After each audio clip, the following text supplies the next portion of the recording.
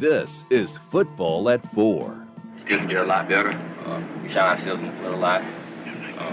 Left a couple plays out there we wasn't on the same page, but ultimately we got to get on the same page and continue to be on the same page. Devontae Smith said that we need to be on the same page. He wasn't the only one that said it. Football at 4 is powered by the Inside the Birds podcast and brought to you by the Fanatics Sportsbook at Ocean Casino Resort in Atlantic City. The place to be this football season is Ocean Casino. The place to be tonight for Phillies and Dodgers, game number 2. You can listen to the game here on 97.3 ESPN. Let's bring in Geoff Mosher from the Inside the Birds podcast and, of course, Philly voice who covers the Eagles. He is with us right now for today's edition of Football at 4. And so many places we can start, Geoff Mosher. It's a 17-3 game in the fourth quarter. That's a game-set match last year for this team, right? That game is over. Why can they not finish that game out? Oh, man, that's a good – why couldn't they finish the game out? Well, because they didn't have the killer instinct. They couldn't hit on – obviously, not hitting on that deep one to A.J. Brown that's been much discussed, which really could have put some distance on the scoreboard and changed the way the Broncos had to play offensively, would have helped them. But they have not – to me, it goes back to, again, they're not running the ball the same way they did last year. And this time they really didn't seem to want to try to run the ball. So you can say it's not a lack for want of killer instinct. It was a lack of execution of killer instinct. Right. I mean, well, let's look at that because they ran the ball decent. I mean, you had 6 carries for 30 yards. That's 5 yards a carry right there. That's pretty good for Saquon Barkley. Now, you had the one big run that obviously kind of propelled everything there. So that clouds the thing there. But they just got away from it. They didn't do it at all. Is this they thought that the way to beat Denver was through the air? Did they acquiesce to A.J. Brown and everything that happened last week? You're up 17-3. Perfect opportunity to use your weapon that, by the way, you gave a contract extension to in Saquon Barkley. Mm-hmm. What happened? Probably became a victim of their own success a little bit. I mean, Jalen Hurts was 13 of 19 in the first half, 138 yards, put a touchdown on the board. Then they came out in the third quarter and got the second touchdown. So they were throwing the ball well, decently well. I mean, they've always been, as we know, a hot and cold offense, but they were running their RPO game, their pop pass game, getting the one-on-ones. And for the most part, they were able to connect on them. And I think that they just, maybe haunted by some games of the past, wanted to make sure that they didn't just start running the ball conservatively. Remember, we criticized them in the games where they were blowing leads for just running on every first down, and they probably felt that they had some matchups that they could take advantage of. And that is, I think some of that is true, and I think some of it's true that the Broncos played a variety of defenses, Mike. And listen, I'm not beating my tooting my own horn here. I picked the Broncos to win the game because I felt that they could do one thing that a lot of teams can't do, which is they could rush Jalen Hurts in a way that would keep him in the pocket. They're very good at that. I did a whole story about that on Philly Voice last week. I talked to you about it. They know what they're doing on how to rush passers who are mobile quarterbacks. And in the third quarter specifically, they did a couple of things with spy defenders and just keeping Jalen inside and making it tough for him to find lanes and receivers. Geoff Mosher, Football at 4 from the Inside the Birds podcast and Philly Voice. He's got a lot of observations on this game. We played the audio from Devontae Smith saying that we're not on the same page. He wasn't the only one that said that, though. Dallas Goedert and everybody else seemingly had some way of saying we're not on the same page. What does that mean to you? Well, I don't think they've really been on the same page a whole lot. It's just that the quotes always sound different after a loss than a win. There has been times after a win this year and in years past where the players have told you that they need to get better and get on the same page and do things. But then that's usually, but hey, we won, we did this, we did that. And because they lost, it becomes more magnified. Same page is a difficult thing for me, Mike. It's the same offense, the same receivers. Obviously, it's a new play caller, but he's calling the same kind of plays that they've been doing the last few years. So what is it? I don't know what it tells you overall when every year there's a couple of games where the offensive players say that they're not on the same page. I think it tells you a lot about just what they are offensively in general. Right. I mean, and it's funny that you hear we're not on the same page, and that yesterday you see a game where you throw the ball 38 times. Devontae Smith has maybe his best game of the season. You know, the receivers both got a ton of targets in the game. So if they throw the ball 38 times, you did try to get your two best weapons, your two wide receiving weapons involved in the game. Is it concerning that you only end up with 17 points with this level of talent, and you can't figure out a way to get more scoring in the second half of the game when you featured those two guys? By the way, Smith had 10 targets. He had 8 catches. Brown had 8 targets. He had 5 catches. Yeah, it's kind of funny. Today is the continuation of the Kevin Patullo is the village idiot OC day, according to, social media and angry fans. But Jalen Hurts had his most passing yards, his most efficient passing game for the most part of the year. It's just that it just hasn't been very efficient or crisp. So I don't know what the resolution is. I think they obviously played a very good defense. The Broncos, we talked about this last week, are really, really good. And this exact same kind of plan and effort against a different team may have yielded more results, but we also can't bury our heads in this. I mean, it's been 5 weeks now that the Eagles offense has not played a full game, a full quarter, or full 4-quarter game. And I'm sure that that's very frustrating for them. You wrote over at Philly Voice, sometimes it's good to be too conservative. You got to open this thing up. We're talking about the amount of passes. What do you mean by sometimes it's good to be conservative? Because it seemed that Denver was saying, be conservative. We'll let you.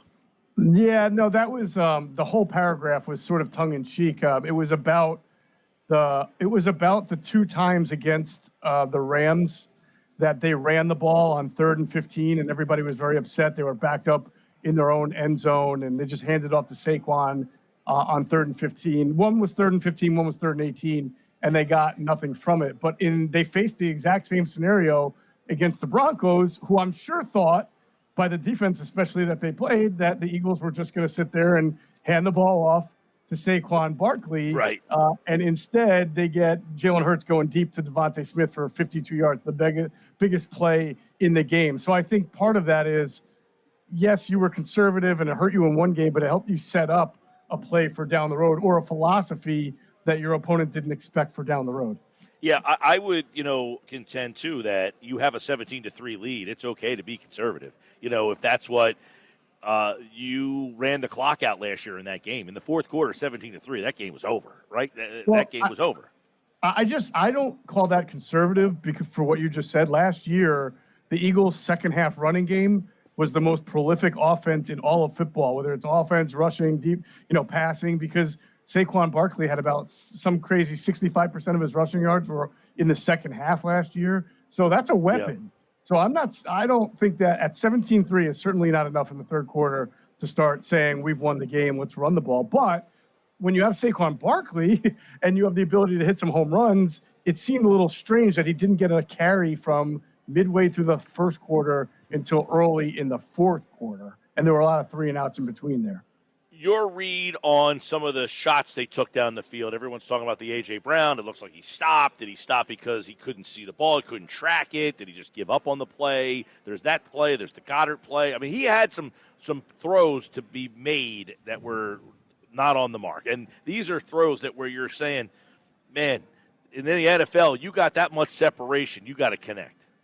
Yeah, you do. There were a couple of different plays that were left out on the field. And honestly, I thought one of the two didn't really hurt them in the grand scheme, but Jalen Hurts taking 2 sacks on his own by running out of bounds behind the sticks when he could have just thrown the ball out of bounds because receivers were there in the vicinity seems silly, for a quarterback who's been doing this as long as he's been doing it. But to answer your question directly, it says that the Eagles are a shot play offense. I mean, Jalen Hurts had, I think, close to 50% of all of his passing yards on 3 plays. The 52-yarder we just talked about, the 47-yarder to Saquon Barkley on the wheel route, and then he had one to Dotson for 24 yards. Outside of that, and you could say this for every single game so far, they just don't have a marriage between their intermediary passing game, their run game, and their deep game. Greg Cosell said on Inside the Tape last week on Inside the Birds that it's hard to understand what the Eagles are trying to accomplish offensively. And what he meant was, and we talked about this sequencing, running a play on first down to set up second down and second down to set up third down, where you're marrying your run, you're marrying your intermediate pass, then your deep shot. Right now, it seems like the Eagles' offense is take the deep shot is when you can get it. I hope you can get it. And then everything else is sort of okay. Like they had a nice RPO game against the Broncos for about a half of football, and then it went away. So I don't know what the Eagles' offense really is right now. Yeah. But I would say I've probably said that in the past about this offense too. Well, right. It seems that they don't have an identity much on offense, and part of that is because their offensive line, too. They're not as good as a running team right now, right? Well, I mean, you've got I read a quote from Jeff McClain. I believe he caught up with Cam Jurgens after the game, and Cam said to him that he's just not 100% back yet from his back surgery. He's not hurt or injured, but you have a back surgery. It takes some time to get yourself in the right conditioning. Landon Dickerson, we know he's clearly been dealing with a lot of injuries.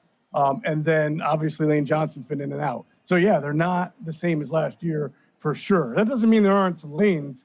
Barkley getting caught from behind by Jonathan Cooper again shows you how good and fast and fearsome that Broncos defense is. No, they're definitely, that's a good deal. And Hurts took 6 sacks yesterday, and I feel like there are plays to be made instead of taking the sack, just a quick dump off, a quick little safety valve. It looked like there were multiple opportunities just to say, hey, Shipley, there you go, boom, just get it out. Well, one of Hurts's weaker points is, and this goes back to how the Broncos rush the quarterback that I was telling you about, is that when the pocket starts to form that circular around him and takes away the running lanes, because the pass rushers don't go inside the tackle. They stay outside. I don't think he sees it all there. He holds on to it and doesn't seize it. And he's very willing to take the sack, as he did, and not turn the ball over. And guess what? He didn't turn the ball over on any of those 4 actual sacks. The other 2 were just him running out of bounds.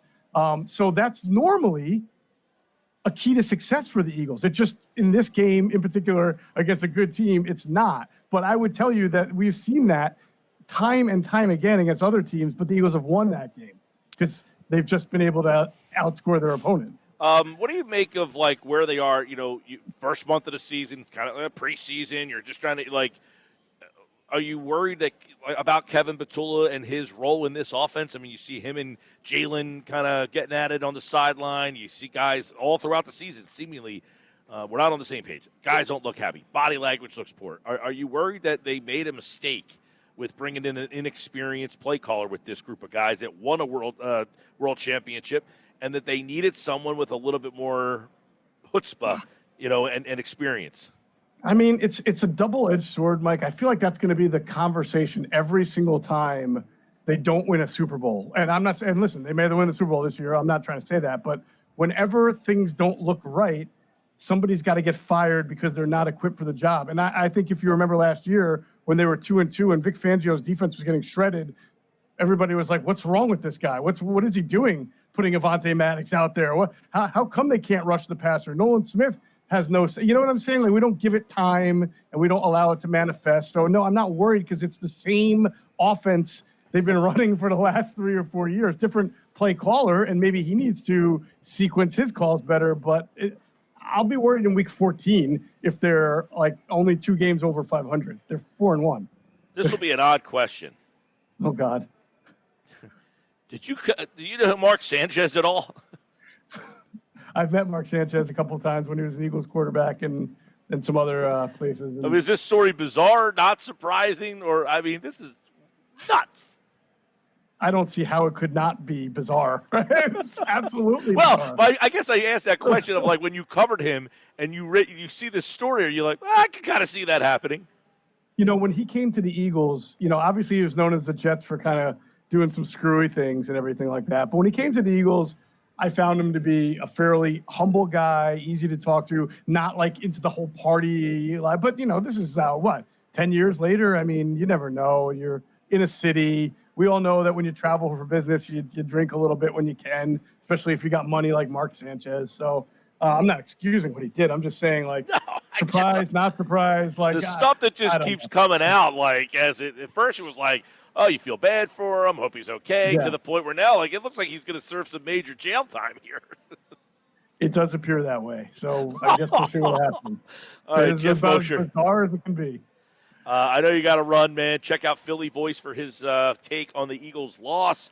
And, of course, every day right here we have Football at 4 powered by the Inside the Birds podcast. Check out the Inside the Birds podcast wrapping up the Eagles' loss to Denver. You'll get plenty more on what we just talked about. Thanks, man. You got it, Mike. See you.